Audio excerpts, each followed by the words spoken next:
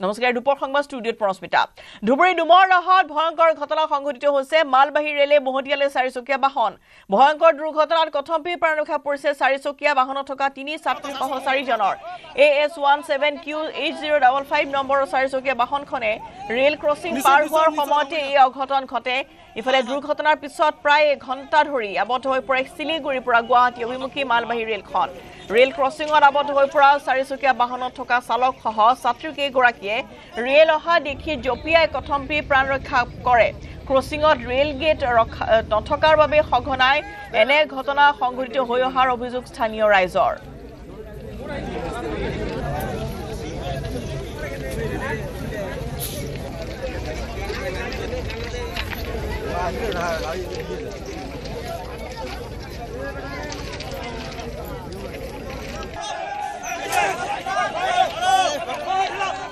এনেধৰণে ধুবুৰীত এই ঘটনা ৰেলে মহতিয়াই নিলে এখন বাহন তিনি যাত্ৰীসহ চাৰিজনৰ চালকসহ চাৰিজনৰ কথম্পি প্ৰাণ ৰক্ষা পৰিছে যেটো ৰেল ক্ৰছিঙত কোনো ধৰণৰ গেট নাছিল সেই ক্ৰছিং পাৰ হোৱাৰ সময়তে অঘটন সংঘটিত হয় পূৰ্বতো এনে ধৰণৰ বহু অভিযোগ আছে ক্ৰছিঙত ৰেল গেট নথকাৰ বাবে এই ঘটনা সংঘটিত হৈছে আৰু ক্ৰছিঙত আবদ্ধ হৈ পৰা চাৰিচকীয়া বাহনত থকা চালকসহ যাত্ৰীকেইগৰাকীয়ে ৰেল অহা দেখি কথম্পি জপিয়াই নিজৰ প্ৰাণ ৰক্ষা কৰিছে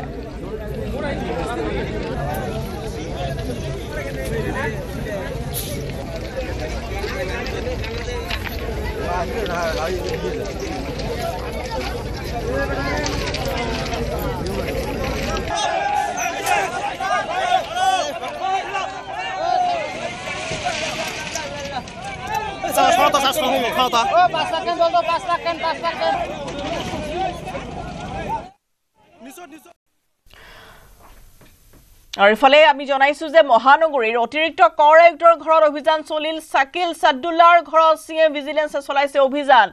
আয় বৰ্হিভূত সম্পত্তিৰ গোচৰত অভিযান চলিছে সিএম ভিজিলেন্সৰ এই অভিযান কেইবাটাও স্থানত অভিযান চলাইছে সিএম ভিজিলেন্সে লক্ষ্মী নগৰৰ শুভম এনক্লেভৰ ব্লক এৰ তৃতীয় মহলাত চলিছে অভিযান বিনায়ক পথৰ হাউস নম্বৰ 21তো অভিযান চলাইছে সিএম ভিজিলেন্সে দুয়োটা ঘৰত কেইবা কোটি টকা ফাৰ্নিচাৰ থকাৰ তথ্য আহিছে পোহৰলৈ মহানগৰীৰ বিভিন্ন স্থানত আছে শাকিল সাদুল্লাৰ মাটি সম্পত্তি শাকিল সাদুল্লাৰ আছে কেইবাখনো ব্যৱসায়িক প্ৰতিষ্ঠান ৰেইনবো নামৰ এখন পাৰ্লাৰ লগতে নাৰ্সাৰী থকাৰো তথ্য লাভ কৰিছে পৰা সিএম ভিজিলেন্সে অব্যাহত ৰাখিছে অভিযান এয়া আমি দেখুৱাইছো যে হাতীগাঁৱত অভিযান অব্যাহত আছে এয়া পৰা সিএম ভিজিলেন্সে অভিযান চলাই আছে কেইবাখনো ব্যৱসায়িক প্ৰতিষ্ঠান আছে শাকিল সাদুল্লাৰ ইতিমধ্যে হাউস নম্বৰ বিনায়ক পথৰ হাউস নম্বৰ 21ত অভিযান চলাইছে সিএম ভিজিলেন্সে দুটাকৈ ঘৰত কেইবা কোটি টকা ফাৰ্নিচাৰ থকাৰ তথ্য লাভ কৰা গৈছে মহানগৰ বিভিন্ন স্থানত শাকিল সাদুল্লাৰ মাটি আৰু সম্পত্তি আছে কেইবাখনো ব্যৱসায়িক প্ৰতিষ্ঠান আছে ৰেইনবো নামৰ এখন পাৰ্লাৰ আছে লগতে নাৰ্সাৰী থকাৰ তথ্য লাভ কৰা গৈছে আৰু পৰা সিএম ভিজিলেন্সে অব্যাহত ৰাখিছে অভিযান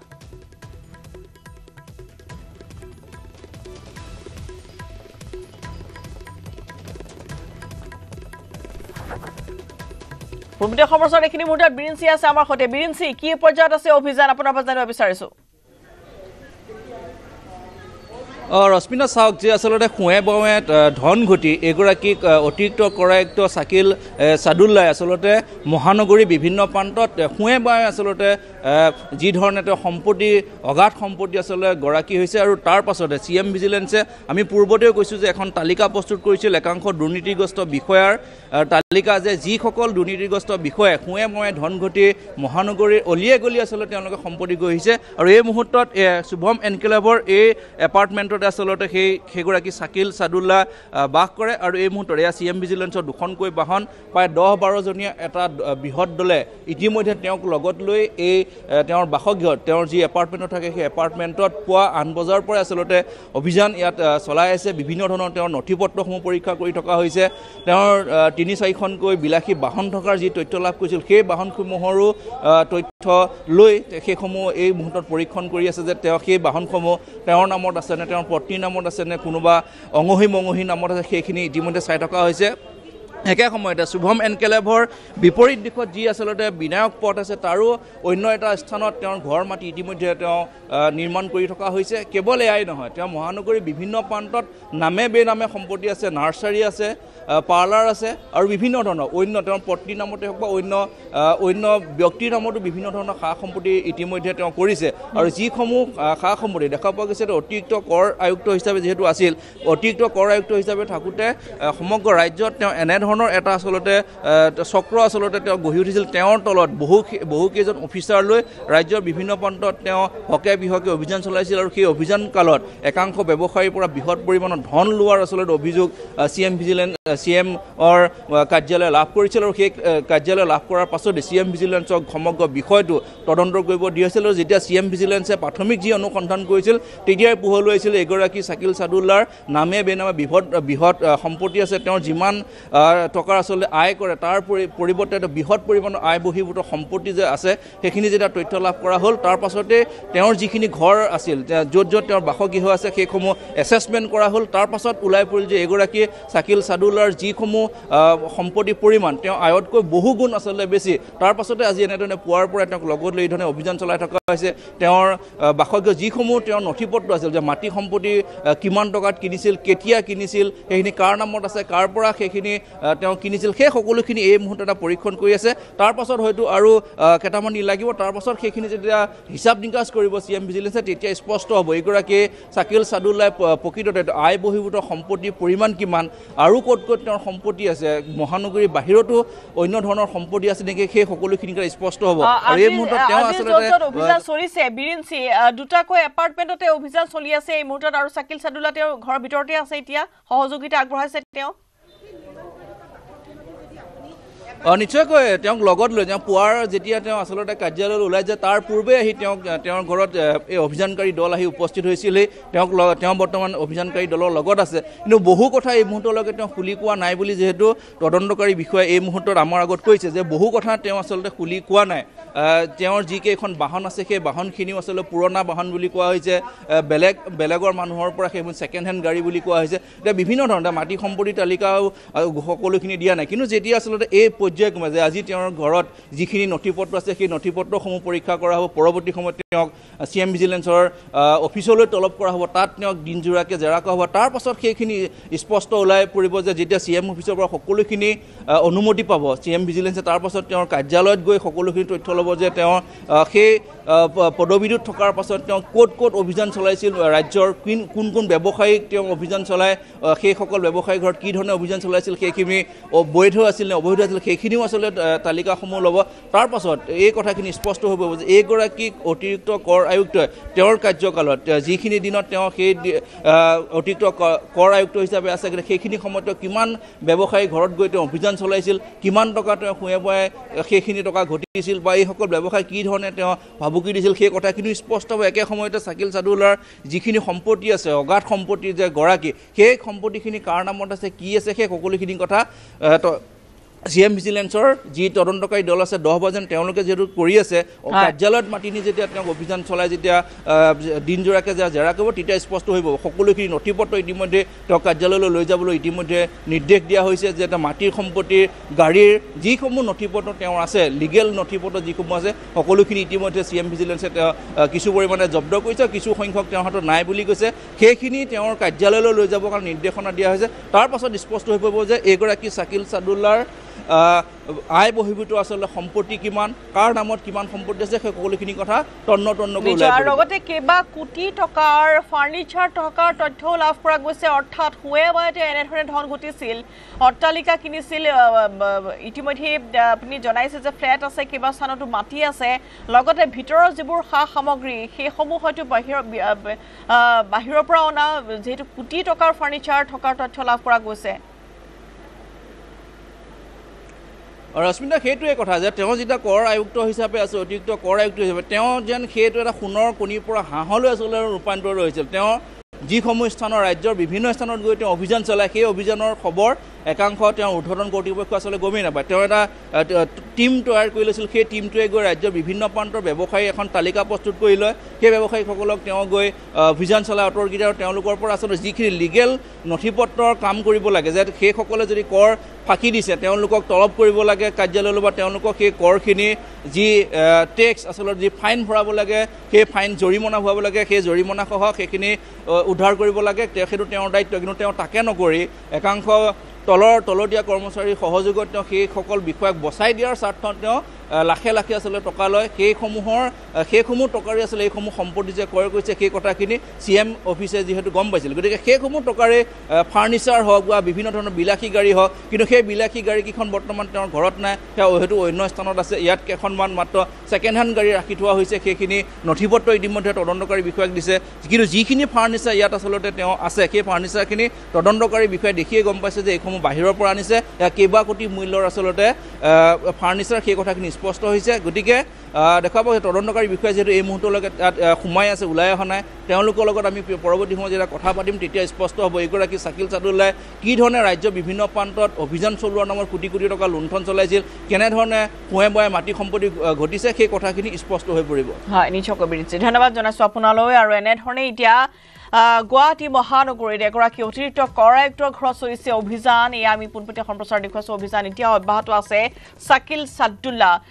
যিগৰাকী এই কৰ উপায়ুক্ত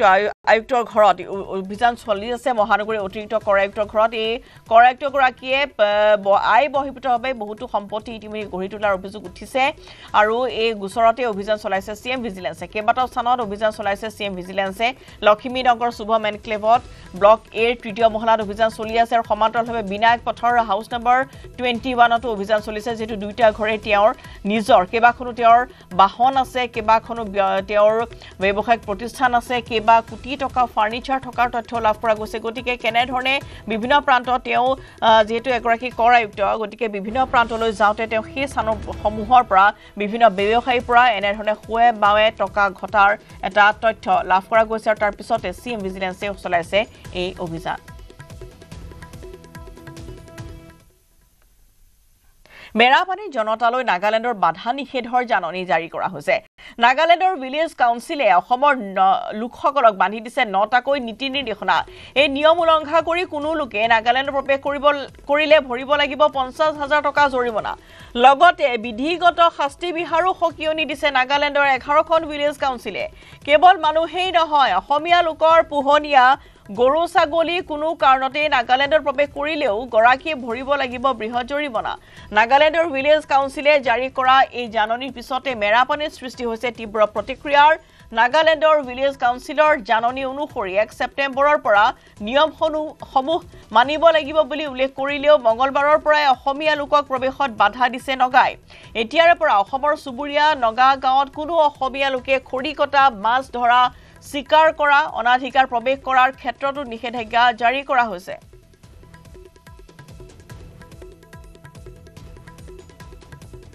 মই মিতৰ চন্দ্ৰ হাজৰিকাৰ বায়েক হয় হেদিনা ভাইটি ঢুকুৱা দিনটো হৈছে 22 জুলাই আৰু 21 তাৰিখৰ দিনা সন্ধিয়া ভাৰ্গৱ দাসে নিজে মাক সুধি ঘৰৰ পৰা লৈ গৈছিলেহি সেইদিনা কাৰণ ভাৰ্গৱ দাসৰ ঘৰত গাড়ী এখন আৰু স্কুটি এখন কিনিছিলে গতিকে সিহঁতৰ ঘৰত ভাত খাবলৈ বুলি মাক সুধি লৈ গৈছে আৰু নি পেলাই এতিয়া আমি পাইছোঁ ধাবালৈ গৈছে বা ইকোভানত ভৰাই মাৰিছে গতিকে এইবোৰ সিহঁতৰ ঘৰৰ মানুহ জড়িত থাকিব লাগিব কাৰণ তাৰ যেতিয়া আমি ফোনটো পাইছিলোঁ ভাৰ্গৱ দাসৰ ঘৰত আমি ফটোও পাইছোঁ ভাৰ্গৱৰ লগত মৰা গতিকে ভাৰ্গৱৰ ঘৰত যে গৈছে সেইটোও হয় পিছত কেনেকৈ তাত পাইছেগৈ আমি নাজানো আৰু পিছত ভাইটি যিদিনা মৃত্যু হৈছে সেইদিনা ভাৰ্গৱ নাহিলে তাৰ পিছদিনাৰ পৰা আমি কণ্টেক্ট কৰি আছোঁ ভাৰ্গৱ অহা নাই শেষত ভাৰ্গৱে গাঁৱৰ মানুহলৈ আমাৰ ঘৰলৈ আহিছে আৰু আহি পেলাই তাৰ কথাবোৰ ভাষ্য প্ৰতি মুহূৰ্তত সলনি হৈ আছে এবাৰ কৈছে ভাইটিক আগত থৈ গৈছোঁ তাৰপিছত এক্সিডেণ্ট হৈছে এবাৰ ক'লে যে নাই আমাৰ দুটাৰ লগতে এক্সিডেণ্ট হৈছে কিন্তু এক্সিডেণ্টটো সিহঁতৰ মনে সজা এটা কাহিনীহে হয় তাৰপিছত আমি গোটেই কথাবোৰ যিহেতু খেলি মেলি হ'ল গতিকে আমি গৈ পানীগাঁও থানাত কেছ দিলোঁগৈ কিন্তু বৰ্তমানলৈকে আৰক্ষীয়ে বিশেষ কোনো ভূমিকা লোৱা নাই এক্সিডেণ্ট ক'ত হৈছিল বুলি কৈছে এক্সিডেণ্ট বামুণ দলনিত হৈছিল বুলি কৈছিলে আৰু এক্সিডেণ্ট আচলতে হোৱাই নাই সিহঁতৰ লগত মাৰপিটৰ ঘটনা হৈছিলে তাৰপিছতে আমাৰ ভাইটিহঁতে গৈ এই ৰঙা নদী পাৰৰ কাইটি ধাবা যোনখন ধনীপলৰ ৰাইজ ধাবা তাত গৈ তেওঁলোকৰ ৱেটাৰজনে কোৱা মতে ভাইটিক কোনোবা ল'ৰাই বুকুত ঘুচিয়াইছে পিঠিত দাৰে মাৰিছে আৰু পিঠিত তাৰ দাগো পাইছে খৰি দিয়া সময়ত যোনখিনি ফটো আমাৰ লগত আছে আৰু ভাৰ্গৱ দাসৰ যে সময়ে সময়ে কথা সলনি হৈ আছে তাৰ ৰেকৰ্ডিঙো আমাৰ লগত আছে আৰু এয়া মেধাবী ছাত্ৰ কটনৰ মেধাবী ছাত্ৰ চন্দন হাজৰিকাৰ ভগ্নীৰ ভাষ্য যি ঘটনাই ৰহস্যজনক যি মৃত্যুৰ ঘটনাই শেহতীয়াকৈ পুনৰ ইতিমধ্যে চৰ্চা লাভ কৰিছে যিহেতু বিগত 22 জুলাইত এই মেধাবী ছাত্ৰজনৰ মৃত্যু ঘটিছিল 21 জুলাইত সহপাঠী ভাৰ্গৱ দাসে চন্দন হাজৰিকাক নিছিল খানা খুৱাবলৈ আৰু সেই সময়ছোৱাতে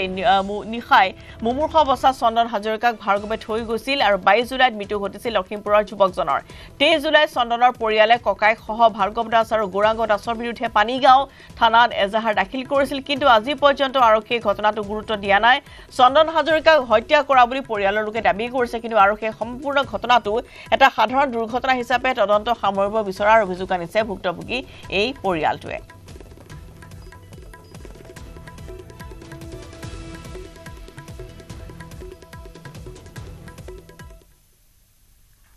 বাংলাদেশীৰ বিৰুদ্ধে সদৌহম ছাত্ৰ সন্থাৰ বিক্ষোভ বাংলাদেশী মৌলবাদী উৎখাতক লৈ আসুৰ সংবাদমেল 4 ছেপ্টেম্বৰৰ পৰা আসুৰ সত্যাগ্ৰহ কাৰ্যসূচী ঘোষণা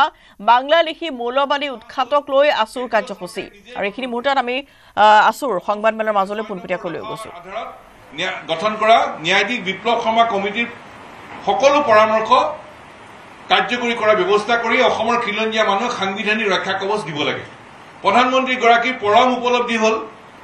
উপলব্ধি ভাল পাইছো কিন্তু উপলব্ধি পলম হৈছে এতিয়া উপলব্ধিটোত পদক্ষেপ লৈ দেখুৱাব লাগিব আৰু পদক্ষেপ 5টা পদক্ষেপ ল'বৰ কাৰণে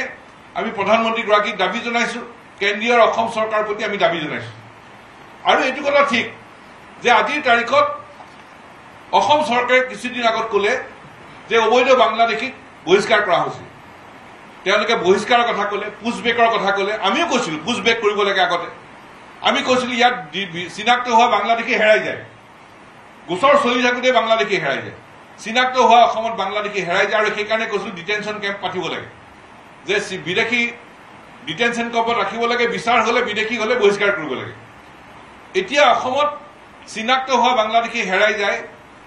আৰু তাৰপিছত চৰকাৰে ক'লে যে আমি বিদেশী নাগৰিক বহিষ্কাৰ কাম আৰম্ভ কৰিছো পুছবেক কৰিছো এতিয়া পুছবেক কৰোঁতে আমি দেখিলো যে ভাৰত সীমান্তৰ পৰা বাংলাদেশ সীমান্তৰ মাজত এই নোমেন্স লেণ্ড এলেকাত কিছুদিন এক ৰাতিমান বাংলাদেশী থাকিল আকৌ ঘূৰি আহিল এতিয়া আমাৰ প্ৰশ্নটো হ'ল যে চৰকাৰে বহিষ্কাৰ ব্যৱস্থা কৰিব লাগে বহিষ্কাৰ কৰিব লাগে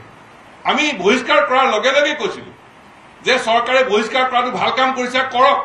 নিৰন্তৰভাৱে কৰক বন্ধ কৰিব নোৱাৰিব অবৈধ বাংলাদেশী বহিষ্কাৰৰ কামটো অসম চৰকাৰে বন্ধ কৰিব নোৱাৰিব নিৰন্তৰভাৱে কৰক ঢিলা নকৰিব কিন্তু আজিৰ তাৰিখত দেশী কথাটো অলপ ঢিলা হৈছে এতিয়া বাংলাদেশী বহিষ্কাৰৰ কথাটো যেন অলপ ঢিলা হ'ল অলপ যেন ঢিলা কৰি দিছে আৰু সেইকাৰণে আমি চৰকাৰক ক'ব খোজো কেন্দ্ৰীয় অসম চৰকাৰক অবৈধ বাংলাদেশী বহিষ্কাৰৰ ব্যৱস্থাটো ত্বৰান্বিত কৰিব লাগে বন্ধ কৰিব নালাগে সকলো অবৈধ বাংলাদেশী বহিষ্কাৰ কৰিব লাগে সেইটো একদম স্পষ্ট কথা দ্বিতীয় কথাটো হ'ল যে অবৈধ বাংলাদেশীৰ লগে লগে এতিয়া মৌলবাদী সোমাইছে মৌলবাদী সোমোৱা কথাটো ছাত্ৰ সন্থাই অসমৰ ৰাইজে অকলে কোৱা নাই চৰকাৰে নিজে স্বীকাৰোক্তি দিছে আৰু ইয়াত NIA SIT ইয়াত অপাৰেশ্যন চলিছে কেইজনমানক ধৰিছে কেতিয়া ধৰিছে যেতিয়া বাংলাদেশৰ পৰিস্থিতি বেয়া হৈছে এতিয়া বাংলাদেশৰ লগত বন্ধুত্বপূৰ্ণ সম্পৰ্ক ভাৰতে ৰাখিছিল তাৰ কাৰণে দেশৰ কি লাভ হ'ল আমি নাজানো আটাইতকৈ লোকচান হ'ল অসম আৰু উত্তৰ-পূৰ্বাঞ্চলৰ বাংলাদেশৰ লগত বন্ধুত্বপূৰ্ণ সম্পৰ্ক ৰখাৰ কাৰণে আটাইতকৈ লোকচান অসম আৰু উত্তৰ-পূৰ্বাঞ্চলৰ হ'ল আৰু এতিয়া যেতিয়া অবৈধ বাংলাদেশীৰ লগত মৌলবাদী সোমোৱাৰ কথা আমি আগৰ পৰাই কৈ আছিলো এতিয়া বাংলাদেশৰ লগত সম্পৰ্ক বেয়া হোৱাৰ লগে লগে SIT NIA 2-4জন মৌলবাদীক ধৰিছে কিন্তু 2-4জন কিয় এটা অপাৰেশ্যন কিয় নহয় অসমৰ মাটিত অবৈধ বাংলাদেশীৰ লগতে মৌলবাদী পুলিয়ে পুখাই উৎখাত কৰিবৰ কাৰণে পদক্ষেপ ল'ব লাগে এটা বিশেষ অপাৰেশ্যন চলাব লাগে এটা স্পেচিয়েল অপাৰেশ্যন চলাব লাগে কাৰণ আমি এইটো কথা মানি দিব লাগিব যে Assam and north east is a transit route and transit camp for the fundamentalist groups Assam আৰু উত্তৰ-পূৰ্বাঞ্চল মৌলবাদীৰ শক্তিসমূহৰ কাৰণে এটা পথ হৈছে তেওঁলোকে অসম আৰু উত্তৰ-পূৰ্বাঞ্চলী সোমাই এতিয়া দিল্লী মুম্বাই বিভিন্ন দেশৰ বিভিন্ন প্ৰান্তত সোমাইছে এইটো দেশৰ প্ৰতি ভাবুকি আমি অসমৰ ৰাইজে যে কৈ আছো এইটো কেৱল অসম আৰু উত্তৰ-পূৰ্বাঞ্চলৰ প্ৰতি ভাবুকি নহয় দেশৰ প্ৰতি ভাবুকি হৈছে আৰু সেইকাৰণে আমি সত্যাগ্ৰহ কাৰ্যসূচীত অসমৰ মাটিৰ পৰা অবৈধ বাংলাদেশী আৰু মৌলবাদীক উৎখাত কৰাৰ দাবী আৰু অসম চুক্তি ৰূপায়ণেৰে জ্বলন্ত বিদেশী সমস্যাৰ স্থায়ী সমাধানৰ দাবী উত্থাপন কৰি সত্যাগ্ৰহ কাৰ্যসূচী লৈছো এইটো দেশৰ প্ৰতি ভাবুকি আজি যদি ভবা যায় যে সদৌসম ছাত্ৰ সন্থা অসমৰ ৰাইজে অকল অসমৰ খিলঞ্জীয়া মানুহৰ কথা কৈছে অকল আমি অসমৰ খিলঞ্জীয়া মানুহৰ কথা কৈ থকা নাই কৈছো কাৰণ অবৈধ বাংলাদেশীৰ প্ৰবজনে অসমৰ খিলঞ্জীয়া মানুহৰ ভাষা সংস্কৃতি পৰিচয় অস্তিত্ব নিঃশেষ কৰি দিছে জনজাতীয় বেল ব্লকত সোমাল, খেতিৰ মাটি ল'লে, আমাৰ সত্ৰ মাটি ল'লে, বনাঞ্চলত সোমাল, আমাৰ ৰাজনৈতিক অধিকাৰ হেৰুৱাৰ উপক্ৰম হৈছে, জনবিন্যাস পৰিৱৰ্তন হৈছে। আমি আটাইতকৈ ক্ষতিগ্ৰস্ত হৈছোঁ, কিন্তু অসমৰ লগতে দেশৰ প্ৰতি ভাবুকি আহিছে, আৰু সেইকাৰণে এই সত্যাগ্ৰহ আৰু সেইকাৰণে এই পদক্ষেপ ল'ব লাগিব। আৰু এইটো কথা একদম স্পষ্ট যে অকল বাংলাদেশীৰ ভোট বেংক ৰক্ষাৰ কাৰণে কাম কৰি থাকিলে কিন্তু নহ'ব। আমি অসম চুক্তি সম্পাদনৰ পিছত দেখিছোঁ সকলো ৰাজনৈতিক দলে ইয়াত ক্ষমতাত থাকে, আৰু সকলো ৰাজনৈতিক দলক দেখিলোঁ যে কেৱল বাংলাদেশীৰ ভোট বেংক সুৰক্ষিত। কাৰোবাক লাগে অবৈধ মুছলমান বাংলাদেশীৰ ভোট বেংক সুৰক্ষা কৰাৰ ব্যৱস্থা, কাৰোবাক লাগে অবৈধ হিন্দু বাংলাদেশীৰ ভোট বেংক সুৰক্ষা কৰাৰ ব্যৱস্থা। কোনেও অসমৰ খিলঞ্জীয়া মানুহৰ ভৱিষ্যত সুৰক্ষিত কৰিবৰ কাৰণে ফলপ্ৰসূ ব্যৱস্থা লোৱা নাই। এইটো 40 বছৰটো আমি তাকেই দেখি আছোঁ। কোনোবাই অবৈধ মুছলমান বাংলাদেশী ভোট বেংক সুৰক্ষাৰ কাৰণে কাম কৰিছে, কোনোবাই অবৈধ হিন্দু বাংলাদেশী ভোট বেংক সুৰক্ষাৰ কাৰণে কাম কৰিছে। কোনেও অসমত খিলঞ্জীয়া মানুহৰ সুৰক্ষিত ভৱিষ্যতৰ কাৰণে কাম কৰা নাই, কৰিব লাগিব। আৰু সেইকাৰণে এই সত্যাগ্ৰহৰ জৰিয়তে পুনৰে আমি দাবী উত্থাপন কৰিছোঁ। কাৰণ এতিয়া যিমানবোৰ ব্যক্তিয়ে মতামত দি আছে, ৰাজনৈতিক নেতাসকলে মতামত দি আছে, দুইখন চৰকাৰে যিবোৰ কথা কৈ আছে, কেন্দ্ৰীয় অসম চৰকাৰে সকলো কথাই 46 বছৰ অসমৰ ৰাইজে কৈ থকা কথাই কৈ আছে। অসমৰ ৰাইজে 46 বছৰ এইবোৰ কথাই কৈ আছে। এতিয়া আমাক সমাধান লাগে, কথা হৈ গ'ল, কথাবোৰতো অসমৰ ৰাইজে জানেই, অসমৰ ৰাইজে কৈ আছে। কথাৰে নহ'ব, এতিয়া কথাৰে আশ্বস্ত কৰিব নোৱাৰিব, ফলাফল লাগিব। আৰু ফলাফলৰ সম্পৰ্কত এতিয়া আনবোৰ বিষয়ৰ লগতে সাংবিধানিক ৰক্ষা কবচ আমাক লাগিব। সাংবিধানিক ৰক্ষা কবচ সম্পৰ্কত বিপ্লৱ শৰ্মা কমিটিৰ প্ৰতিবেদন আছিল, 4 বছৰ পেলাই থলে। অসম চৰকাৰে আলোচনাৰ দুৱাৰ মুকলি কৰিলে, দুৱাৰ মুকলি কৰি ক'লে যে 67টা বিষয় চিনাক্তকৰণ কৰা হৈছে, তাৰে 40টা অসম চৰকাৰৰ আওতাৰ ভিতৰত, 12টা উভয় চৰকাৰৰ আওতাত, 15টা কেন্দ্ৰীয় চৰকাৰৰ আওতাত। 40টাৰ ভিতৰতে 38টা সিদ্ধান্ত হ'ল, কিন্তু অসম চৰকাৰৰ আওতাত থকা আৰু 13টা বিষয় এতিয়াও সিদ্ধান্ত হ'বলৈ বাকী আছে। কেন্দ্ৰীয় চৰকাৰৰ আওতাত থকা বিষয়বিলাকৰ সিদ্ধান্ত হ'বলৈ বাকী আছে। ত্ৰিপাক্ষিক আলোচনা হোৱাৰ কথা। কাৰণ আমাক স্থানীয় নিকায়, বিধানসভা, সংসদত আমাৰ আসন সংৰক্ষণ লাগিব, চাকৰিকেইটা আমাক লাগিব, মাটি, ভূমি, ভাষা, সংস্কৃতি সকলো আমাক সুৰক্ষিত হ'ব লাগিব। সকলো জাতি জনগোষ্ঠীৰ সমপ্ৰতিনিধিৰ উচ্চ সদন লাগিব, ইনাৰ লাইন পাৰ্মিট লাগিব। আৰু সাংবিধানিক ৰক্ষা কবচৰ কাৰণে অসম চৰকাৰৰ আওতাত থকা বাকীকেইটা সিদ্ধান্ত কাৰ্যকৰী হ'ব। 38টা হৈ গ'ল, বাকী 13টা সিদ্ধান্ত আমাক লাগে। আৰু কেন্দ্ৰীয় চৰকাৰৰ আওতাত থকা বিষয়সমূহৰ ওপৰত ত্ৰিপাক্ষিক আলোচনাৰ সিদ্ধান্ত লাগে। আৰু প্ৰয়োজন হ'লে সকলো এই বিষয়সমূহ কাৰ্যকৰী কৰিবলৈ সংবিধান সংশোধন হ'ব লাগিব। সংবিধান সংশোধন কৰি হ'লেও আমাক সাংবিধানিক ৰক্ষা কবচ দিব লাগিব। আৰু সেইকাৰণে বিপ্লৱ শৰ্মা কমিটিৰ প্ৰতিবেদন কাৰ্যকৰী কৰি আমাক সাংবিধানিক ৰক্ষা কবচ দিব লাগিব, ক্ষিপ্ৰতাৰে দিব লাগিব। এই কামটো ক্ষিপ্ৰ হ'ব লাগিব। আৰু এই ক্ষিপ্ৰ কৰিবৰ কাৰণে এই সত্যাগ্ৰহ, এই সকলো বিষয় কাৰ্যকৰী কৰিবৰ কাৰণে সত্যাগ্ৰহৰ কাৰ্যসূচী আমি গ্ৰহণ কৰিছোঁ। এইটো কথা স্পষ্ট যে অসমৰ খিলঞ্জীয়া মানুহৰ প্ৰভুত্ব আৰু সৰ্বকালৰ কাৰণে নিৰ্ণায়ক অধিকাৰ নিশ্চিত কৰিবৰ কাৰণে ফলাফল আমাক লাগিব। ফলাফল নোপোৱালৈকে আমি ক্ষান্ত নহওঁ। আমি পুনৰ ক'ব খোজোঁ, কেন্দ্ৰীয় অসম চৰকাৰৰ মুখত আমি উপলব্ধি শুনিছোঁ, কথা শুনিছোঁ, কিন্তু উপলব্ধিৰ কথাবোৰ অসমৰ ৰাইজে 46 বছৰত কৈ অহা কথা এইবোৰ এই কথাবোৰ এতিয়া ফলাফললৈ আমাক ৰূপান্তৰ কৰিব লাগে। অসমৰ ৰাইজ আৰু ছাত্ৰ সন্থাক আমাক ফলাফল লাগে, আৰু ফলাফল নোপোৱালৈকে আমি ক্ষান্ত নহওঁ। আৰু সেইকাৰণেই এই সত্যাগ্ৰহৰ কাৰ্যসূচী আমি গ্ৰহণ কৰিছোঁ। ধন্যবাদ। কাৰোবাৰ প্ৰশ্ন থাকিলে কৰিব পাৰে। অকল এইকেইটা বিষয়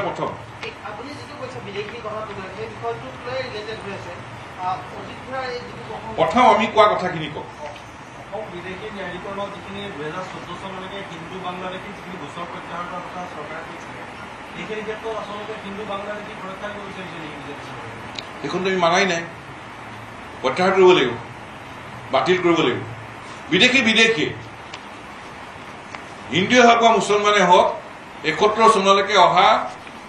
সকলো অসমত থাকিব। 71 চনৰ পিছত অহা হিন্দু মুছলমান সকলো বহিষ্কাৰ হ'ব লাগিব। এইটো অসম আন্দোলনৰ সময়ৰ পৰাই আঁচুৰি লৈ থকা স্থিতি।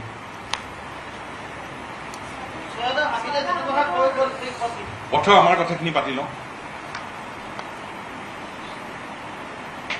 ইয়াৰ ওপৰত এইখিনি কথাৰ ওপৰত কিবা ক'বলগীয়া আছে নেকি? যদি আছে তেতিয়াহ'লে বেলেগ কথা আমি যাম বেলেগ কথালৈ। লখিমপুৰৰ পিছত কেবিনেটত মুখ্যমন্ত্ৰীয়ে কৈছিলে যে যিখিনি ৰাজ্যিকভাৱে যিখিনি বিপ্লৱ শৰ্মা প্ৰতিবেদনৰ যিখিনি 6 নং দফাৰ যিখিনি কাৰ্যকৰী পৰৱৰ্তী খবৰ মেৰাপানীৰ জনতালৈ নাগালেণ্ডৰ বাধা নিষেধৰ জাননী নাগালেণ্ডৰ ভিলেজ কাউন্সিলে অসমৰ লোকক বান্ধি দিলে 9টাকৈ নীতি নিৰ্দেশনা এই নিয়ম উলংঘা কৰি কোনো লোকে নাগালেণ্ডত প্ৰৱেশ কৰিলে ভৰিব লাগিব নগদ 50,000 টকা জৰিমনা লগতে বিধিগত শাস্তি বিহাৰো সকিয়নি নাগালেণ্ডৰ 11খন ভিলেজ কাউন্সিলৰ কেৱল মানুহেই নহয় অসমীয়া লোকৰ পুহনীয়া গৰু ছাগলী কোনো কাৰণতে নাগালেণ্ডৰ প্ৰৱেশ কৰিলেও গৰাকীয়ে ভৰিব লাগিব এটা বৃহৎ পৰিমাণৰ জৰিমনা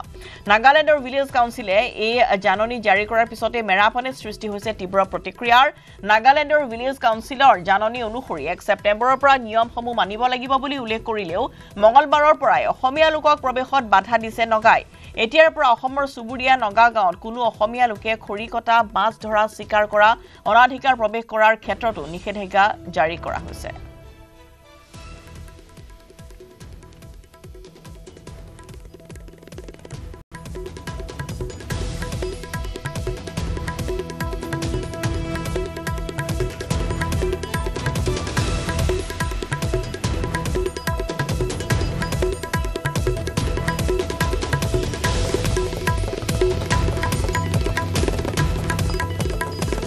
আৰু নগাৰ ভাবুকি ভৰা পত্ৰৰ পাছতে সৃষ্টি হৈছে এতিয়া তীব্ৰ প্ৰতিক্ৰিয়া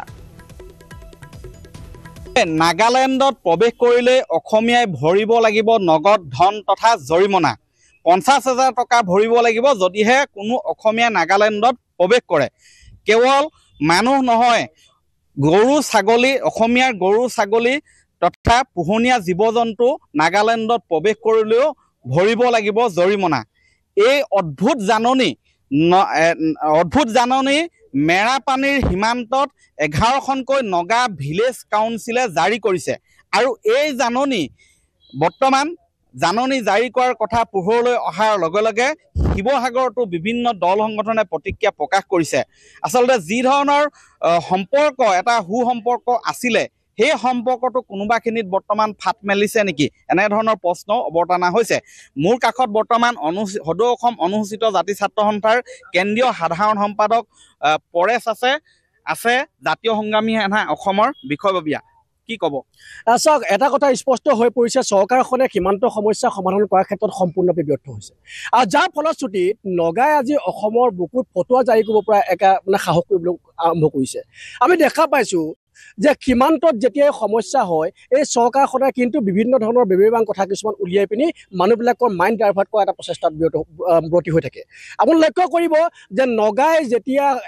আমাৰ অসমৰ বুকুত যেতিয়া অসমৰ মন্ত্ৰীয়ে গৈ পিনি যেতিয়া বৃক্ষৰোপণ কৰিবলৈ গৈছিল তাত কিন্তু নগাই তেওঁলোকক আচলতে অতি মৰমেৰে তেওঁলোকক খেদি পঠাইছে তাৰ পৰা গতিকে ইমানখিনি হোৱাৰ পাছতো এই চৰকাৰখনে কোনো ধৰণৰ ব্যৱস্থা গ্ৰহণ নকৰাটো অত্যন্ত লজ্জাজনক কথা ইনাৰ লাইন পাৰ্মিটৰ কথাটো একদম যুগ ধৰি আমাৰ দল সংগঠনবিলাকে কৈ আছে কিন্তু ইনাৰ লাইন পাৰ্মিটৰ ব্যৱস্থা গ্ৰহণ নকৰাটো অত্যন্ত এটা লজ্জাজনক কথা মুঠৰ ওপৰত সীমান্ত সমস্যা সমাধানৰ ক্ষেত্ৰত চৰকাৰখন ব্যৰ্থ হৈছে অসমীয়া ৰাইজক সুৰক্ষা দিয়াৰ ক্ষেত্ৰত চৰকাৰখন সম্পূৰ্ণ ব্যৰ্থ হৈছে গতিকে এই ব্যৰ্থ চৰকাৰখনে নিজৰ নৈতিক দায়িত্ব স্বীকাৰ কৰি এই ব্যৱস্থাবিলাকৰ কিন্তু এক যথোপযুক্ত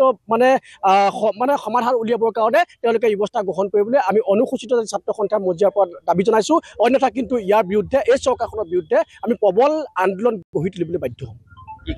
নহয় চাওক সীমান্তৱৰ্তী এলেকাসমূহত আচলতে নগা বা অৰুণাচলী দুৰ্বৃত্তই বা অৰুণাচলী মানুহখিনিয়ে যি ধৰণৰ আচলতে সন্ত্ৰাসৰ সৃষ্টি কৰি আহিছে তেনেকুৱা এটা সময়তে মেৰাপানীত পুনৰ অসমীয়া মানুহক লৈ যি ধৰণৰ আচলতে এক জাননী জাৰি কৰিছে এয়া সঁচাকৈ দুৰ্ভাগ্যজনক এই ক্ষেত্ৰত চৰকাৰখন নিশ্চিতভাৱে আচলতে ব্যৰ্থ হৈছে আমাৰ প্ৰশাসন ব্যৱস্থাটো ব্যৰ্থ হৈছে আমি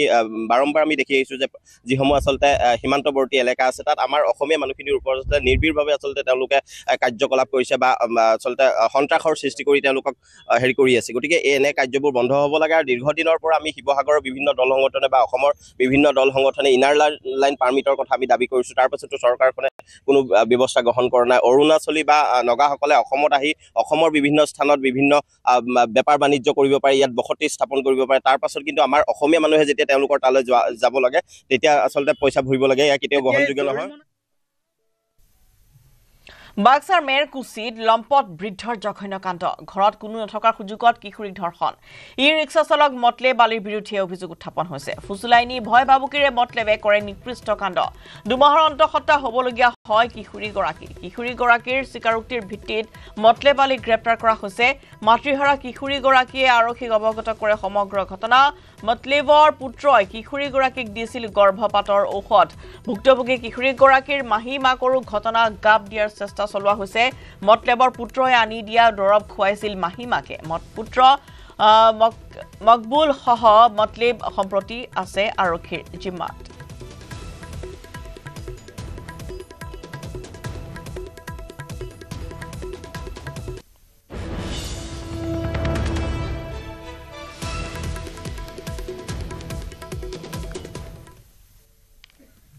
উচ্ছেদক লৈ এক প্ৰকাৰ নজিৰ সৃষ্টি কৰিলে নগাঁৱৰ বেদখলকাৰী প্ৰশাসনৰ বুলডোজাৰ নচলাকৈ বেদখলমুক্ত হ'ল ঢিঙৰ জেঙনি চৰকাৰী ভূমি থকা বাসগৃহ তথা দোকান বুলডোজাৰে নিজে ভাঙি দখলীকৃত ভূমি ত্যাগ কৰিছে বেদখলকাৰীয়ে ঢিং ৰাজহ চক্ৰৰ অধীনৰ জেঙনিত আজি প্ৰশাসনে উচ্ছেদ চলোৱাৰ কথা আছিল কিন্তু জিলা আয়ুক্ত দেৱাশিষ শৰ্মাৰ আহ্বানৰ পাছতে 27 আগষ্টৰ পূৰ্বে বেদখলকাৰীয়ে নিজেই এৰিছে চৰকাৰী ভূমি যাৰ বাবে ঘূৰাই পঠিওৱা হ'ল জেঙনিত মুতায়ন কৰা বৃহৎ আৰক্ষী তথা অৰ্ধসামৰিক বাহিনীৰ দল কিয়নো প্ৰশাসনৰ উচ্ছেদৰ পূৰ্বে চৰকাৰী ভূমি ত্যাগ কৰিছে বেদখলকাৰীয়ে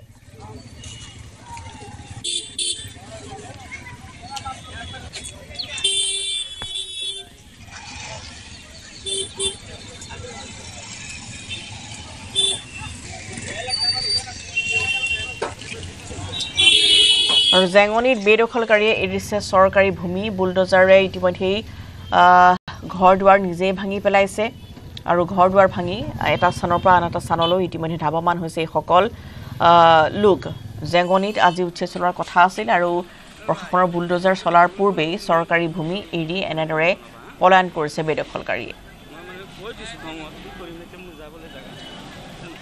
আলিটিঙনি মৌজাৰ জেঙনিত যি উচ্ছেদ হ'ব লগা আছিলে আজি 27 তাৰিখত কিন্তু ইয়াৰ পূৰ্বেই ইয়াৰ বেদখলকাৰীসকল ইয়াৰ পৰা আঁতৰি গৈছে ৰাইজে এই বেদখলকাৰীসকলক ইয়াৰ পৰা আঁতৰাই দিছে এক শান্তিপূৰ্ণভাৱে বেদখলকাৰীসকল ইয়াৰ পৰা আঁতৰি গৈছে জেঙনিৰ পৰা আঁতৰি গৈছে মই সেই দৃশ্য দেখুৱাবলৈ কম এয়া হৈছে বেদখলকাৰীসকল ইয়াৰ পৰা নিজে আঁতৰি গৈছে আৰু ইয়াত স্থানীয় ৰাইজসকলো আছে মই তেওঁলোকৰ ওচৰলৈ যাম তেওঁলোকৰ মতামত গ্ৰহণ কৰিম যিহেতু এমাহ পূৰ্বে ইয়াত জাননী জাৰি কৰা হৈছিলে আৰু তাৰ পৰৱৰ্তী পিছত এমাহ সময় দিছিলে আয়ুক্তই নগাঁও জিলা আয়ুক্ত আৰু তাৰ পৰৱৰ্তী পৰ্যায়ত আকৌ 3 দিন সময় দিছিলে কিন্তু ইয়াত দেখা গৈছে যে ইয়াৰ পৰা বেদখলকাৰীসকল নিজে আঁতৰি গৈছে কিয় তেনেকুৱা হ'ল নগাঁও জিলা আয়ুক্ত 3 দিনৰ সময় দিছে যে নিজে উঠিবৰ কাৰণে মানে কৈ দিছে সেইটো কাৰণে নিজে উঠি গৈছে এতিয়া আৰু কোনো বেদখলকাৰী ইয়াত নাই নেকি নাই জাগাৰ মানুহ প্ৰশাসনে সব আমাৰ জাগাৰ মানুহ প্ৰশাসনে আৰু আঁতৰা লগা নহ'ল নেকি নাই নহ'ল নিজে সবেই আমি ভাঙি লৈ গৈছোঁ কি ক'ব এই সংক্ৰান্তত কি ক'ম নিজে গুচি গ'ল মানুহ ইয়াত নাই মানুহ আৰু কিমান ঘৰ মানুহ আছিলে মানুহ 3-4 মান হ'ব 30-35 ঘৰ মানুহ আছে এনেকুৱা হ'ব হয় আৰু মোৰ মানুহ আছে মই তেওঁলোকৰ পৰা জানিবলৈ চেষ্টা কৰিম যে কি ক'ব নাই সবকেইটা মানুহ গুচি গ'লে নিজে জাননী পালে ঘৰৰ পৰা ওলাই গ'লে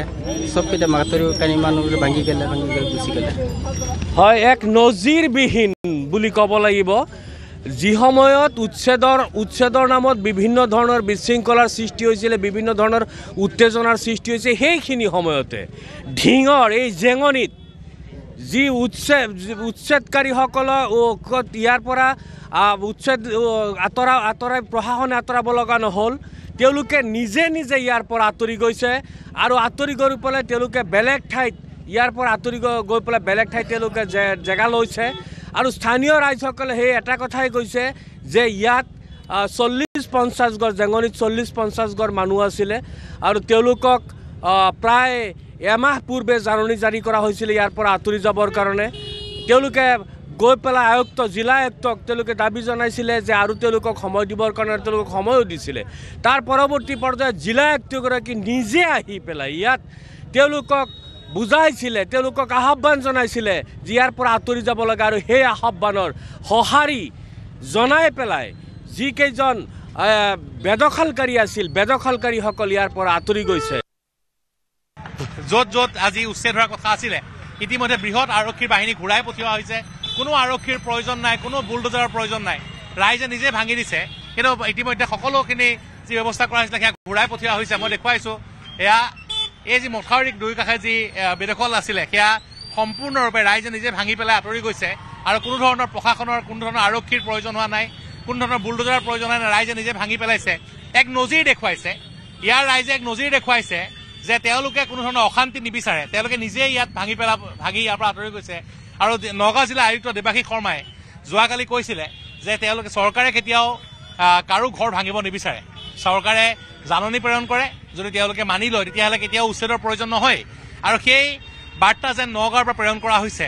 নগাঁৱৰ জেঙনিৰ ৰাইজে প্ৰেৰণ কৰিছে সেই বাৰ্তা যে কোনো ধৰণৰ উচ্ছেদৰ প্ৰয়োজন নাই, যেতিয়াই উচ্ছেদৰ জাননী দিব তেতিয়া নিজেই সেই ঠাই খালী কৰি আঁতৰি যাব। আমি দেখুৱাইছোঁ এইসমূহ ঘৰ দুৱাৰ যি দোকান পোহাৰ যি আছিলে সকলো ৰাইজে নিজে ভাঙিছে, কোনো প্ৰশাসনৰ বুলডোজাৰ ব্যৱহাৰ কৰা হোৱা নাই, কোনো ধৰণৰ আৰক্ষী বাহিনী ব্যৱহাৰ কৰিবলগীয়া হোৱা নাই, কোনো জোৰ জবৰদস্তি কৰিবলগীয়া হোৱা নাই, ৰাইজে নিজে ভাঙি পেলাইছে। আৰু ইয়াৰ পৰা বৰ্তমান যি অৰ্ধসামৰিক বাহিনীৰ এটা বৃহৎ দল অনা হৈছিলে ইয়াত, যদি যে উচ্ছেদ হ'লে কিছু অশান্তি হোৱাৰ আশংকাত, কিন্তু সেয়া ঘূৰাই পঠিওৱা হৈছে, কোনো অশান্তি নাইকিয়া। ইয়াৰ ৰাইজে নিজে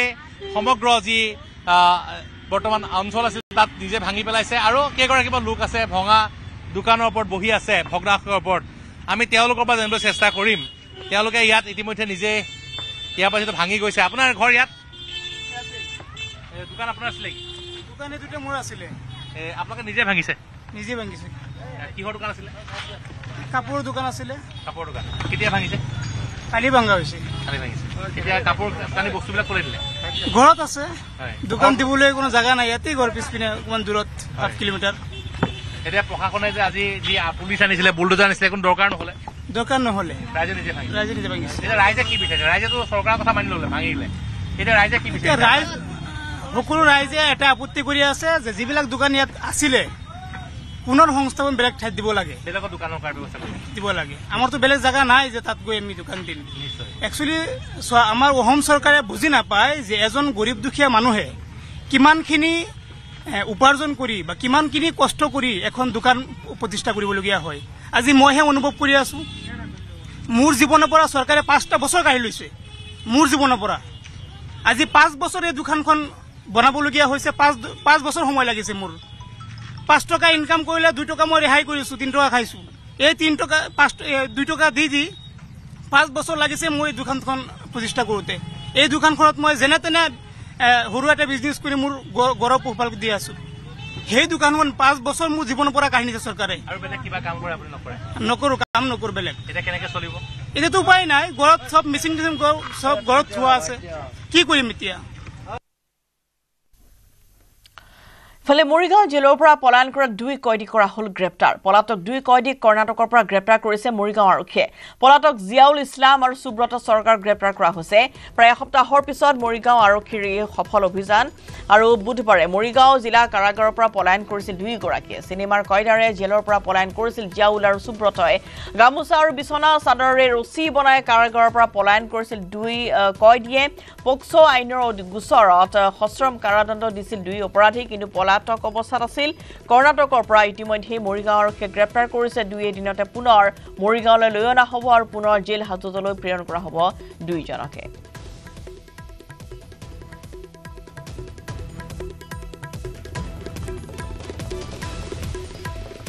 কালি সন্ধিয়া প্ৰায় 6:30 মান সময়ত আমি কৰ্ণাটকৰ চিকমাগালুৰু বুলি যিখন জিলা আছে তাৰ একেবাৰে খুব ভিতৰুৱা আৰু খুব দুৰ্গম অঞ্চল, সেইটো গাঁওখনৰ নাম হ'ল কেঁচাভিমেন বুলি কয়। সেই জেগাটোত আমি এই 2 গৰাকী পলাই থকা অৱস্থাত, তাত লুকাই থকা অৱস্থাত জিয়াৰুল আৰু সুব্ৰত চৰকাৰক আমি ধৰিবলৈ সক্ষম হ'লোঁ। ইতিমধ্যে আমাৰ টীম আজি 3 দিনমান আগৰ পৰা এটা টীম গৈ হায়দৰাবাদত বাহৰ পাতি আছিলে। প্ৰথমতে এই জিয়াৰুল আৰু সুব্ৰত চৰকাৰৰ যিটো তেওঁলোকৰ অৱস্থিতি আছিল সেইটো হায়দৰাবাদত আছিলে। তাৰ পৰা আকৌ পলাই গৈ পেলাই কৰ্ণাটকৰ চিকমাগালুৰু ভিলেজৰ খুব দুৰ্গম অঞ্চল, ৰাবাৰ বাগান, এইবোৰ পাহাৰৰ ওপৰত, তাত গৈ আছিলে, লুকাই আছিলে। আৰু আমাৰ টীমে গৈ পেলাই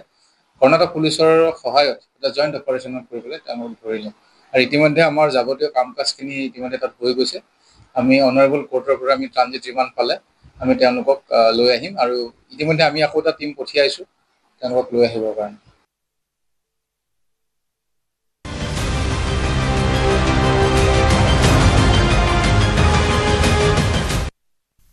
ৰাজ্যৰ ভিন্ন জিলাৰ লগতে ধেমাজিতো উদ্বেগজনকভাৱে বৃদ্ধি পাইছে HIV পজিটিভ ৰোগীৰ সংখ্যা জিলাখনৰ 287 গৰাকী লোকক HIV পজিটিভ হিচাপে চিনাক্ত কৰা হৈছে পজিটিভ ৰোগীসকলৰ অধিকাংশৰে বয়স হৈছে 25 বছৰৰ তলত গতিকে ৰোগীসকলক ধেমাজি অসামৰিক চিকিৎসালয় চিলাপথাৰ আদৰ্শ চিকিৎসালয় আৰু গোগামুখ চিকিৎসালয়ত প্ৰদান কৰা হৈছে চিকিৎসা জিলাখনত কিদৰে HIV সংক্ৰমিত হৈছে তাক লৈ সজাগতা অভিযান চলাইছে স্বাস্থ্য বিভাগে ধেমাজি চলিত মাহতে এই পৰ্যন্ত 26খনকৈ সজাগতা সভা আৰু ভ্ৰাম্যমান ভানৰ জৰিয়তে মাইক যোগে ৰাইজক অৱগত কৰা হৈছে পুনৰ 34খন সজাগতা সভা অনুষ্ঠিত কৰাৰ লক্ষ্য স্বাস্থ্য বিভাগে বান্ধি লৈছে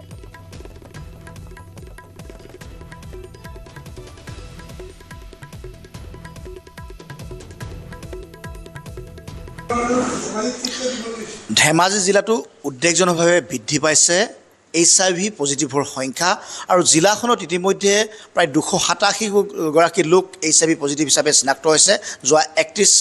জুলাই পৰ্যন্ত আৰু 2025 বৰ্ষৰ এই পৰিসংখ্যা যদি চোৱা যায় পূৰ্বতে ধেমাজি জিলাত এই ধৰণৰ সংখ্যা যেহেতু যি ধৰণৰ সংখ্যা আছিল এই সংখ্যা যথেষ্ট কম আছিল আৰু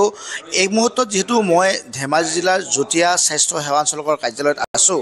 আৰু এই জুতীয়া স্বাস্থ্য সেৱা অঞ্চলৰ কাৰ্যালয় ইতিমধ্যে চলিত মাহতে প্ৰায় 26খনকৈ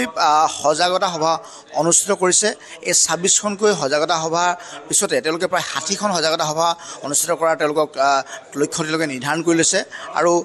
বৰ্তমান ধেমাজি যিগৰাকী জুতীয়া স্বাস্থ্য সেৱা সঞ্চালক ডক্টৰ জেএম প্ৰসাদ আমাৰ সৈতে আছে আমি তেখেতৰ পৰা কিছু জানিবলৈ চেষ্টা কৰিম যেহেতু তেখেতৰ জিলাখনত কেনেধৰণে তেওঁলোকে সজাগতামূলক ব্যৱস্থাখিনি কৰিছে আৰু তেওঁৰ পৰা আমি জানিবলৈ চেষ্টা কৰিম চেষ্টা কৰিছে দেখিছোঁ যে জিলাখনত যথেষ্ট HIV পজিটিভৰ সংখ্যা বাঢ়িছে আৰু এই পৰিসংখ্যা পূৰ্বতে যথেষ্ট কম আছিল কেনেধৰণৰ বয়সৰ তাৰতম্যৰ ক্ষেত্ৰত এই ৰোগী আচলতে চিনাক্তকৰণ হৈছে স্পেচিয়েলি যিবিলাক ল'ৰা ছোৱালী ড্ৰাগছ খায় টিনেজাৰবিলাক এই আপোনাৰ ধৰক ক্লাছ 8ৰ পৰা ক্লাছ 12লৈকে পঢ়া ল'ৰা ছোৱালীবিলাকৰ মাজত বেছিকৈ দেখা পোৱা গৈছে আমি এৰিয়া হিচাপে আপোনাৰ আমাৰ ICTT চেণ্টাৰ 3টা আছে ধেমাজি চিভিলত এটা আছে চিলাপথাৰ মডেলত এটা আছে গোগামুখত আছে তাৰে ধেমাজি চিভিলত আপোনাৰ 148 গৰাকী HIV পজিটিভ পেচেণ্ট আমি চিনাক্ত কৰি তেওঁলোকক চিকিৎসা কৰি থকা হৈছে চিলাপথাৰ মডেল হস্পিটেলত আপোনাৰ 105 গৰাকী আপোনাৰ HIV পজিটিভ পেচেণ্ট আছে তেওঁলোকক চিকিৎসা কৰি থকা হৈছে আৰু গোগামুখত আপোনাৰ 34 গৰাকী HIV পজিটিভ পেচেণ্ট আছে তেওঁলোকক চিকিৎসা কৰি থকা হৈছে ইতিমধ্যে গভৰ্ণমেণ্টৰ ফালৰ পৰা এটা আপোনাৰ 60 দিনীয়া কেম্পেইন চলি আছে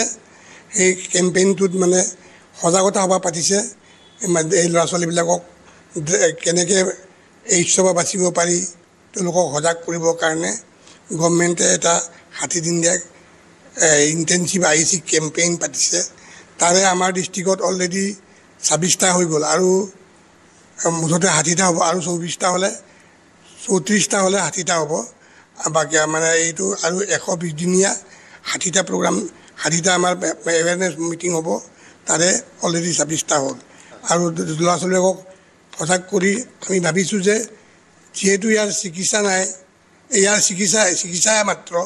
এইটো প্ৰিভেনশ্যন ইজ বেটাৰ দেন কিয়ৰ বুলি কথা এটা আছে সেইকাৰণে আমি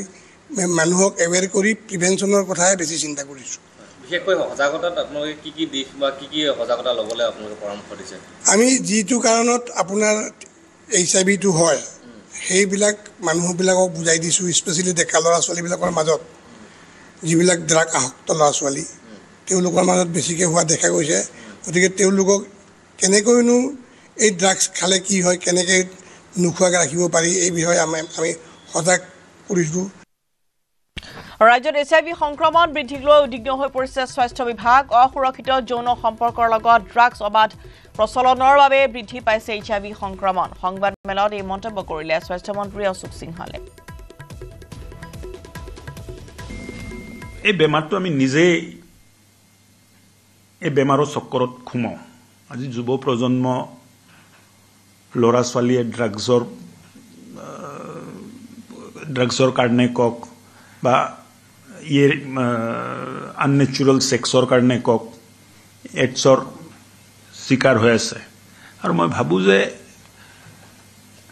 আপুনি যিটো কৈছে বাঢ়িছেতো ঠিকেই আৰু বিভাগে ইয়াৰ ওপৰত ব্যৱস্থাও লৈ আছে কিন্তু সমাজে অলপ চিন্তা কৰিব লাগিব অকল সব দায়িত্বটো যে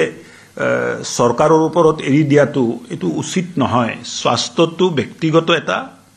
বিষয় মানুহৰ স্বাস্থ্যটো মানুহৰ ব্যক্তিগত এটা বিষয় তাত কাৰো বাহিৰা ব্যক্তিৰ কোনো ইন্টাৰফাৰেন্স হ'ব নোৱাৰে আমি যেতিয়া বেমাৰ হওঁ ডক্টৰৰ তাত যাওঁ কিন্তু বেমাৰ নহলেতো কোনো ডক্টৰৰ তাত নাযায় এই ড্ৰাগছ জাতীয় বস্তু নিচা জাতীয় বস্তু পা যদি আমি আতৰত নাথাকো সমাজও বেয়া হয় ঘৰ সংসাৰখন বেয়া হয় মা দেউতাৰ জীৱনটো বহুত কষ্টকৰ হৈ পৰে মোৰ তাত বহুত মানে মা দেউতাকৰ ফোন আহে যে দাদা অলপ হেল্প কৰি দিয়ক এতিয়া হেল্পটো আমি ৰিহেবিলিটেশ্যন আৰু ড্ৰাগছৰ বাহিৰেতো আমাৰ হাতত কোনো হেল্প নাই সেইকাৰণে সমাজে অলপ সচেতন হৈ ইয়াৰ ওপৰত অলপ চকু ৰাখাটো মই ভাবো যে প্ৰয়োজনীয় আছে আৰু পুলিচে যিমান কঠোৰ ব্যৱস্থা ল'ব লাগে যোৱা 5 বছৰতো আপোনালোকে দেখিছে যে পুলিচে বহুত কঠোৰ ব্যৱস্থা লৈ আছে ডেইলি আমি সোশ্যাল মিডিয়াত পাই আছো পুলিচে ড্ৰাগছ ধৰি আছে তাৰ পিছত এই দুষ্ট মানে মানুহৰ চিন্তাধাৰাত পৰিৱৰ্তন হোৱা নাই তেওঁলোকে মানে চেষ্টা চলাই থাকে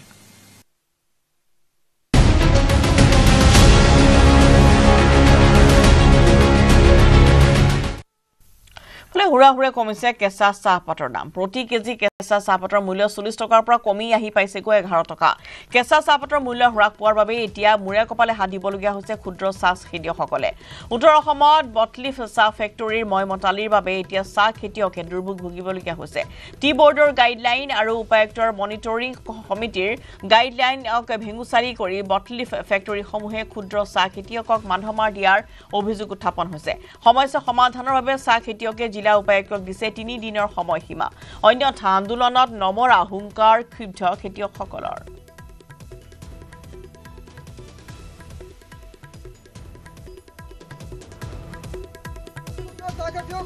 জিন্দাবাদ জিন্দাবাদ জিলা সাকেতিয় কন্থা জিন্দাবাদ জিন্দাবাদ বিশ্বনাথ জিলা ক্ষুদ্ৰ সাকেতিয় কন্থা জিন্দাবাদ জিন্দাবাদ আঞ্চলিক ছাত্ৰ সন্থাৰ বৃদ্ধি কৰক কেঁচা চাহপাতৰ দাম বৃদ্ধি কৰক সুখন নচলিব বৃদ্ধি কৰক কেঁচা চাহপাতৰ দাম বৃদ্ধি কৰক ক্ষুদ্ৰ চাকেতিয় কন্থা জিন্দাবাদ ক্ষুদ্ৰ চাকেতিয় কন্থা জিন্দাবাদ কেঁচা চাহপাতৰ মূল্য উত্তৰ অসমত হৰাহৰে কমিবলৈ ধৰিছে আৰু এই মুহূৰ্তত চাহ খেতিয়ক সন্থাৰ বিষয়ববীয়া আছে মই তেওঁলোকৰ লগত কথা পাতিম মই আপোনাৰ কাষলৈ আহিছোঁ 40 টকা আছিলে কেঁচা চাহপাতৰ মূল্য আৰু এতিয়া কমি আহি 10 টকা 11 টকা পাইছেহি যথেষ্ট নিশ্চয় ক্ষুদ্ৰ চাহ খেতিয়কসকলৰ কষ্ট হৈছে হয় আপোনালোকে সকলোৱে জ্ঞাত বা আমি সকলোৱে জ্ঞাত যে বৰ্তমান কেঁচা চাহপাতৰ মূল্য আমাৰ বিশ্বনাথ জিলা বটলিক ফেক্টৰীসমূহে দি আছে 11 টকা 12 টকা 13 টকা এই দৰত দাম দি আছে 1 কেজি কেঁচা চাহপাত আমাৰ চাহপাত উঠাওঁতে বা চাহপাত আমি তৈয়াৰ কৰোঁতে আমাৰ খৰচ হয় 16 টকা 17 টকা 18 টকা যদি কেঁচা চাহপাতৰ মূল্য 1 কেজি মূল্য 11 টকালৈকে আহে 12 টকালৈকে আহে আমাৰ এই দুখীয়া ক্ষুদ্ৰ চাহ খেতিয়কসকল কেনেকৈ জীৱন নিৰ্বাহ কৰিব তেখেতলোকে ল'ৰা ছোৱালী কেনেকৈ পোহপাল দিব বা পঢ়া শুনা কৰাব গতিকে আমাৰ বিশ্বনাথ জিলা ক্ষুদ্ৰ চাহ খেতিয়কসকলে মূৰে কপালে হাত দিছে সেইকাৰণে যদি আমি প্ৰায় 1000 ক্ষুদ্ৰ চাহ খেতিয়কৰ উপস্থিতিত বিহালীত এখন আমাৰ সভা অনুষ্ঠিত হয় জিলা ভিত্তিত সেই সভাত সিদ্ধান্ত লোৱা হয় সিদ্ধান্তৰ মৰ্মে আমি জিলা আয়ুক্ত মহোদয়ক এখন স্মাৰকপত্ৰ প্ৰদান কৰিছোঁ আৰু স্মাৰকপত্ৰত উল্লেখ কৰিছোঁ যে অহা 3-4 দিনৰ ভিতৰত আমাক এটা ইয়াৰ ফলাফল লাগে আমাৰ এই যিটো আমাৰ ক্ষুদ্ৰ চাহ খেতিয়কৰ যিটো সমস্যা সেই সমস্যা সমাধানৰ এটা বাট উলিয়াব লাগে নহ'লে আমি সোমবাৰৰ পৰা আমি বৃহৎ প্ৰতিবাদী কাৰ্যসূচী আমি গ্ৰহণ কৰিবলৈ বাধ্য হ'ম সোমবাৰে আমি এটা বৃহৎ প্ৰতিবাদী কাৰ্যসূচী লোৱাৰ সিদ্ধান্ত লৈছোঁ আৰু মঙলবাৰৰ পৰা অনিৰ্দিষ্ট কাললৈ আমি কেঁচা চাহপাত বন্ধ কৰি দিম বুলি আমি ইতিমধ্যে সিদ্ধান্তত আমি উপনীত হৈছোঁ ধন্যবাদ জনাইছোঁ মই আপোনাৰ কাষলৈ আহিছোঁ আচলতে 40 টকা দাম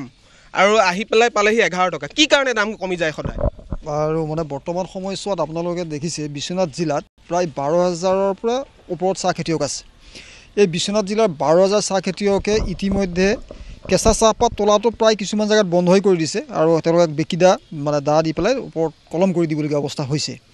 এই 12 টকা 13 টকাৰ দৰত চাহপাত বিক্ৰী কৰি পেলাই পৰিয়াল পোহপাল দিয়াত এইটো সম্ভৱ নহয় এইটো চাহ খেতিয়কসকলে সকলোৱে জানে